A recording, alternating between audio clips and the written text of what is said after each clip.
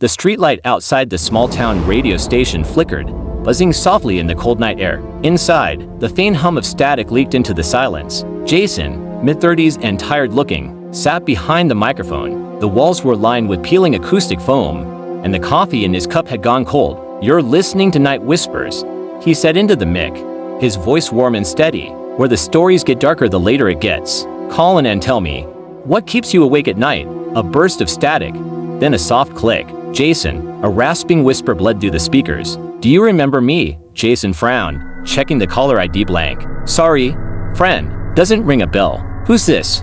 "You will, when I come through." The line went dead. Jason leaned back, shaking it off. But then he noticed the on-air light above the door flickering perfectly in sync with the caller's words. Over the next hour, more calls came. A woman sobbing, saying she was trapped in the static. A child's laughter, followed by a whisper, "He's behind you," and the same rasping voice, returning again and again. Almost there, the temperature in the room dropped. Jason noticed condensation forming on the control room, last words taking shape.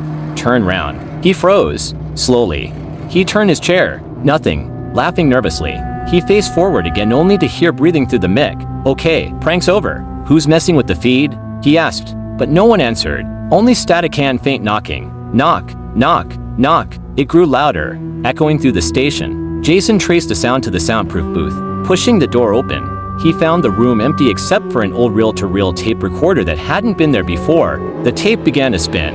"You remember now," the rasping voice said from the tape. Jason's breath caught. 10 years ago, he'd fallen asleep at the wheel after a late shift. The crash had killed a family. The father's body was never found. The on-air light glowed red again. "I'm here, Jason," the voice whispered, "and I'm not leaving alone." The door slammed shut. Lights flickered violently. In the reflection on the glass, Jason saw him, a gaunt man, hollow-eyed, his mouth stretched into a silent scream. I'm sorry," Jason stammered. The figure's hand shot forward, grabbing him by the shoulder and yanking him into the glass silence. The microphone stayed live. Static filled the room. Then Jason's voice returned slower, distorted. "You're listening to Night Whispers, and I'm never going off the air." Fade to black.